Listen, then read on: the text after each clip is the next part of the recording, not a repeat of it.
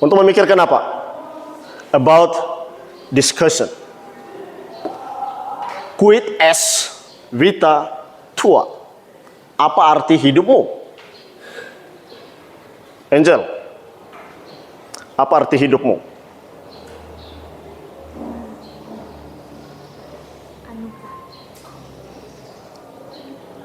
So, anugerah. Apa arti anugerah?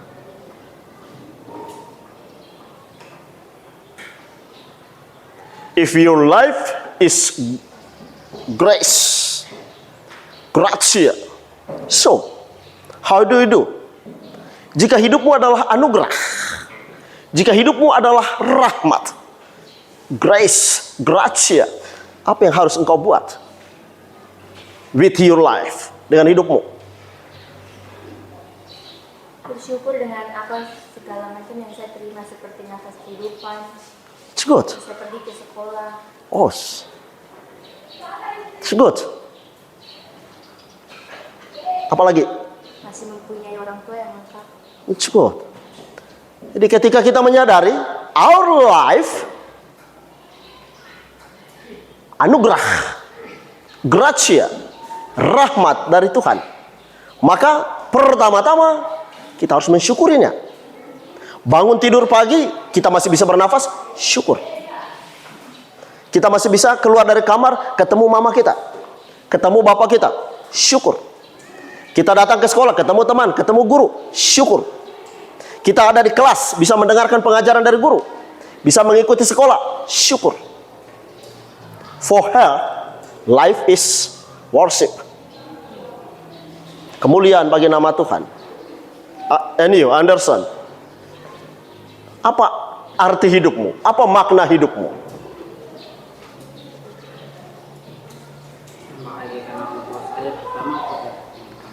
Bisa dikuat? Membahagiakan orang tua. Dengan cara apa? Anderson, Sekolah baik. memaknai hidup dengan membahagiakan orang tua, sekolah baik. Yes. Ya, sekolah baik. Engkau biasa peringkat berapa di kelas ini?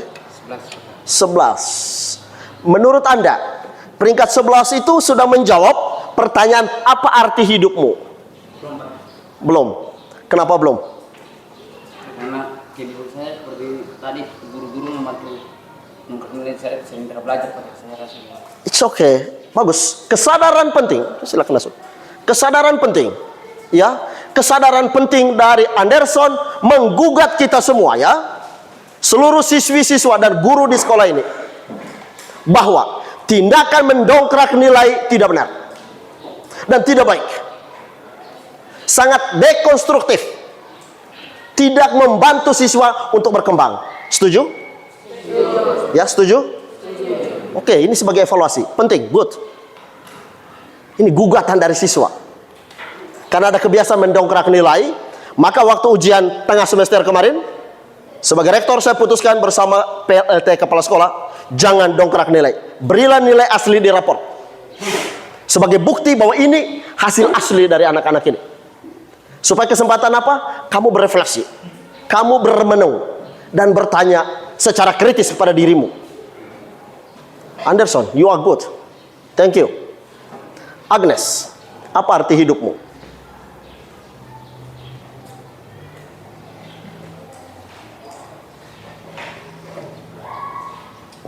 Dari perspektif perempuan, feminis, apa arti hidupmu? Angel menyebutnya sebagai rahmat, sebagai anugerah. Engkau?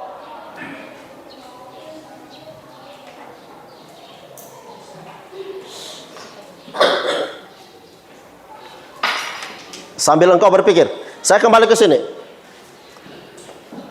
Saya mengajukan kritik bertepatan dengan peringatan 2 Mei, Hardiknas, Hari Pendidikan Nasional waktu itu. Saya buat satu video membenarkan kritik saya sekaligus otokritik terhadap apa yang dikatakan oleh Anderson. Sekolah yang seolah-olah instan. Oh, tidak usah belajar kan nanti nilai bagus. Itu artinya membenarkan apa yang dikatakan oleh Rocky Gerung, bahwa ijazah hanya sebagai tanda bahwa orang pernah sekolah, bukan sebagai tanda orang pernah berpikir. Padahal seyogianya menurut René Descartes, seorang filsuf, cogito ergo sum. Cogito ergo sum, yang artinya aku berpikir maka aku ada. So, ketika Anda berpikir tidak usah belajar, nanti kan nilai bisa dikatrol. Anda sedang mematikan kreativitas otakmu untuk berpikir. Oke? Anda sedang mematikan anugerah Allah, pemberian Allah melalui akal budimu untuk selalu aktif berpikir, termasuk mempertanyakan ilmu pengetahuan. Hanya duduk di depan, duduk lalu baca, tulis ya. Saya sering mengamati ketika ada proses belajar mengajar, guru mengajar depan, kamu santai di belakang, karena gurunya duduk di depan. Iya ya. Oh, form Markus Malarno. Ya, tidak ada gaya ngajar gitu. Guru harus menguasai ruang dan menguasai setiap audiens di kelas, termasuk person per person, orang per orang. Oke? Do you know? Dan sekaligus ini sebagai feedback, umpan balik dari siswa terhadap cara ngajar kami para guru di sekolah ini. Ya. Cogito ergo sum, aku berpikir maka aku ada. Maka ketika Anda tidak berpikir,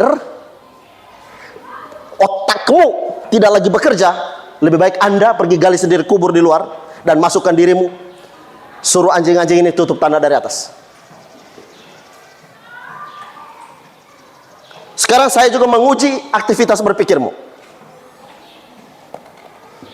May I borrow your kertas satu? Saya minta satu kertas.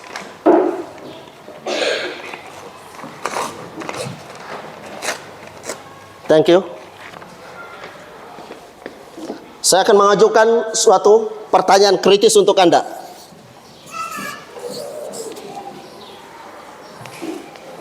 And one, please. Thank you. Sorry.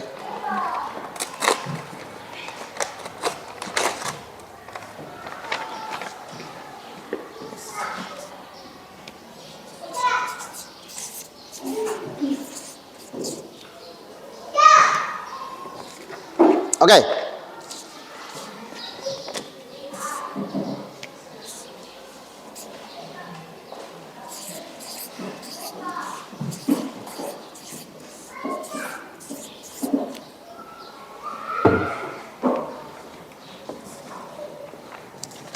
Oke. Saya akan mengajukan pertanyaan. I have question to you. Please choice.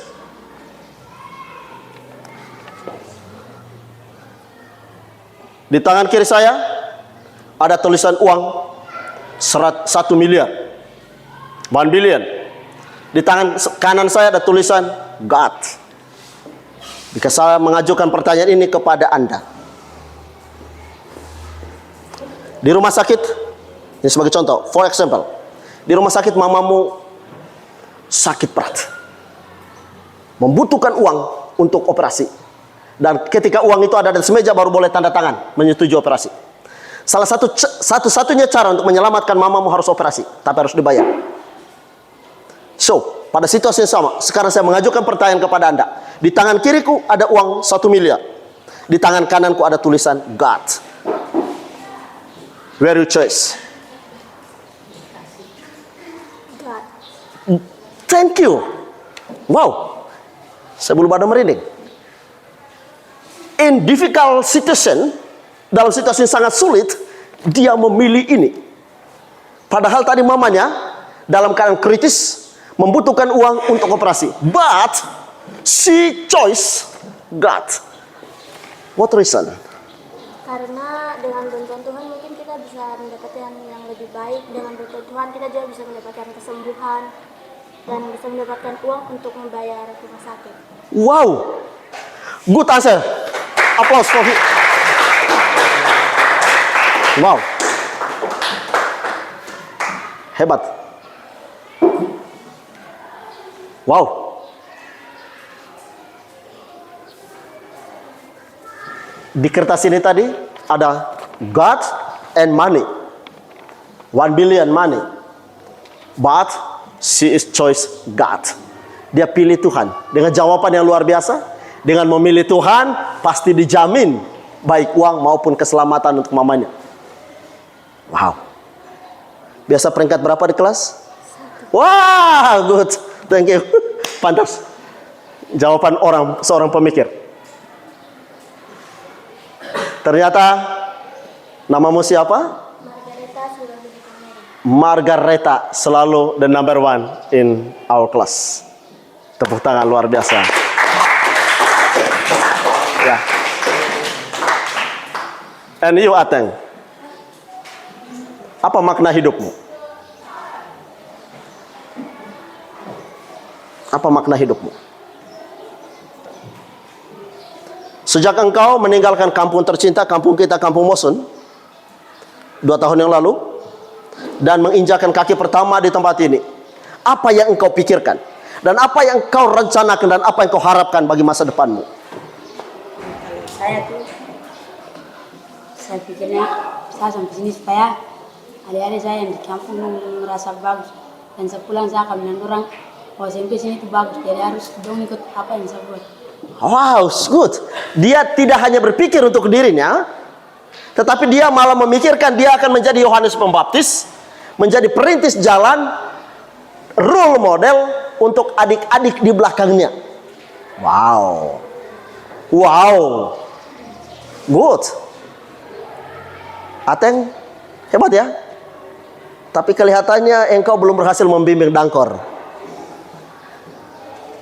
PR for you. Homework for you, okay? Ya, together with me, okay? Ya, kita bersama. Wow.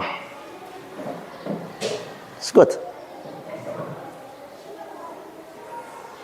Nah, saya ingin sekolah harus menjadi tempat orang bertengkar ide. Oke? Oke? Sekolah mestinya dimaknai, digunakan sebagai kesempatan untuk apa? Bertengkar ide. Bukan soal, ayo hafal ya. Pada satu ujian, silakan hafal ya. No. Diajukan tema, ayo kita diskusi, berdebat tentang tema ini. Belajar dari sekarang. Orang Barat sudah sejak kecil dikondisikan dalam keluarganya untuk berdebat. Orang tuanya salah bicara, dia tegur, dia koreksi, dia kritisi, dan it's good. Dan itulah pendidikan, mulai dari keluarga. Kita ini, kalau orang tua bicara salah, anak tegur, kau anak kecil tidak tahu apa-apa, sedikit-sedikit, nah, itu salah. Pendidikan yang salah, pendidikan yang keliru. Oke? Pendidikan yang benar adalah harus menciptakan ruang dan kesempatan supaya mempertengkarkan ide. Apalagi namanya sekolah. Setuju? Ya, setuju? Anderson setuju? Aurelia setuju? Setuju? Kok lihat baca bagaimana begitu? Ya. Jadi saya tadi waktu berangkat dari Biara, saya hari ini mau mengajar bahasa Latin atau bimbingan konseling ya. Tapi saya bacaan tadi pagi menarik untuk mengajar bimbingan konseling hari ini. For today. Pertanyaan berikut, apakah Anda sudah siap untuk ujian? Hindari, ya, hindari untuk semua. For all, hindari pemikiran yang tadi disampaikan oleh Anderson. Mulai hari ini, start today, buang semua perasaan dan pikiran itu. Karena kita sedang dalam proses sekarang untuk memanage, melakukan pembenahan, menata ulang. Ya. Setiap kali kami rapat Dewan Guru selalu ada perdebatan tentang itu. Sengit. Dan yang berikut, harus Pater katakan jujur di sini. Selain merah secara intelektual, sekolah kita masih minus morality. Do you know? masih minus moralitas, minus etika, minus sopan santun. Sebagai bukti, ketika guru lagi ngajar di sini, pacar lewat misalnya di luar, ada yang lain di belakang tidur saja, dan gurunya mengabaikan saja. Yang lain malas tahu, aku ganggu aja. Wow, jangan. Respect terhadap orang itu bagian dari dignity. Do you know dignity? Do you know dignity?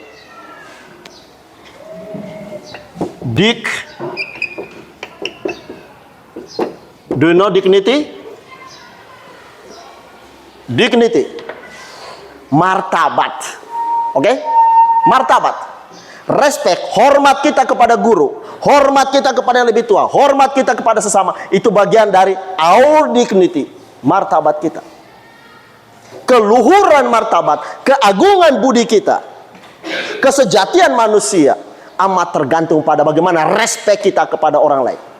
Kalau kita tahu menghormati orang, betapa tingginya martabat kita. Sebaliknya, kalau kita tidak tahu menghormati orang, tidak tahu menghargai orang lain, tidak tahu menghargai guru, rendah dignity kita, rendah martabat kita. Sadarlah itu ya. Maka kitab suci sudah mengatakan, kalau Anda ingin orang perlakukan Anda dengan baik, maka perlakukanlah itu kepada orang lain. Anda terlebih dahulu memperlakukan orang. Kalau Anda butuh dihormati, butuh dihargai, maka hargailah orang lain. Oke? Sama juga dengan terkait dengan aturan, tata tertib. Pater sering mengulang-ulanginya. Ketaatan kita kepada hukum bukan karena takut polisi, bukan karena takut masuk penjara, tetapi itu ada hubungannya dengan our dignity, ada hubungannya dengan martabat kita. Saya pernah menceritakan contoh. Yes, yang di Belanda. Ketika pagi hari saya dengan Pater Provinsial, Pater Paul Clement, dengan mobil dari Eindhoven mau ke Amsterdam. Masih pagi sekali, masih gelap sekali, di lampu merah, lampu dalam keadaan merah, tidak ada kendaraan lain yang lewat, lalu kami dua berhenti. Saya bertanya kepada Pater Paul Clement, Pater, why not? Kenapa kita tidak jalan saja? Kenapa kita berhenti? Why stop? Ya Markus, ya gila, are you crazy? You think this is Indonesia? Now, this is Belanda. Kau kira ini di Indonesia? Itu artinya apa? Ketika dia katakan kau kira ini di Indonesia, berarti di Indonesia membenarkan hal-hal begitu. Contohnya karena saya bilang tadi, udah bilang Markus, kamu di Indonesia menaati hukum karena takut polisi, sama dengan kamu pakai helm karena takut nanti terkena tilang. Padahal helm itu apa? Untuk keselamatan. Untuk keselamatan. Sama juga kita berhenti di lampu merah ya untuk keselamatan, dan hubungannya juga dengan dignity. Ketika kita melanggar aturan, betapa rendahnya martabat kita. Rendah. Sama juga lonceng sudah bunyi, kamu masih duduk di luar, guru teriak lagi, martabatmu rendah. Kesadaran hukummu moral rendah, kesadaran moralmu rendah. Ya. Jadi anak-anakku terkasih, sebagai the closing statement dan penutup kuliah lagi, no problem, kuliah kita hari ini, sebagai penutup pengajaran Pater pagi ini, vita es brevis, hidup kita seperti uap. Bisa uap waktu kita masak, bisa uap di laut yang sebentar muncul kemudian hilang. Vita es brevis, karena singkat, karena hanya seperti uap. Isilah hidupmu dengan hal-hal yang baik, hal-hal yang positif. Dan media sosial itu sekarang menjadi media ujian bagimu. You must choice. Anda harus memilih, mau yang menyebarkan yang positif kah atau yang negatif. Saya di TikTok saya atau di YouTube saya, ketika ada komentar-komentar yang mulai bernada negatif, saya pakai filter, saya langsung hapus. Karena saya setujui dulu, baru tampilkan di dinding. Kalau saya tidak setuju, saya langsung hapus. Kenapa? Karena prinsipnya saya hanya menyebarkan kebaikan. Hal-hal yang negatif, no. Yang berbau sara, no. Kita harus punya prinsip. Sama juga otak kita, oke? Otak kita, oke? Otak kita yang kemudian mengendalikan handphone. Bukan handphone yang kemudian mengendalikan otak kita. Oke? Kita harus mengatakan kepada handphone saya, bahwa handphone ini saya hanya menggunakan untuk hal-hal yang positif. Handphone ini saya pergunakan untuk mewartakan kebaikan. Handphone ini saya hanya memakai dari jam sekian sampai jam sekian. Bukan handphone yang mandalikan. Lagi makan, handphone tetap di tangan. Akhirnya makanan itu masuknya ke telinga lah, masuknya ke mata karena tidak lihat lagi. Itu seperti sering tuh di YouTube. Jadi misalnya taruh makanan di sini, pas lawan teman misalnya taruh makanan, karena fokusnya di handphone mau ambil makanan, ternyata makanan sudah dipindahkan, yang diambil apa? Makanan lain. Sering tuh yang begitu kamu lihat di YouTube. Woi, manusia masyarakat, kok tidur lagi di belakang?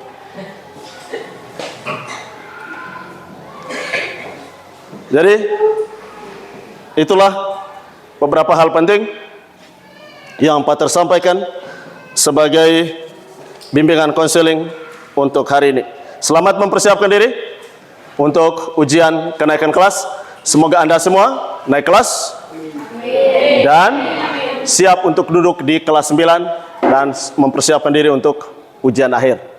Saya berharap ketika nanti ujian kenaikan kelas semua nilai bagus, hilangkan perasaan tadi, belajar sungguh dari sekarang, cicil dari sekarang belajarnya, terutama yang cenderung nilai merah. Ya, yang selalu nilai merah itu bahasa Inggris, matematika. Itu yang harus disiasati, cari strategi. Bahkan yang aneh bin ajaib Fome, PPKN yang kakak kelas kemarin nilai merah banyak.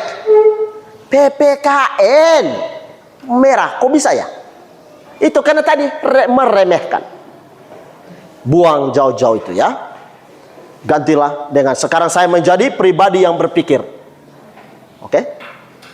Oke? Agnes, engkau belum menjawab pertanyaan Pater. Terima kasih. Selamat pagi.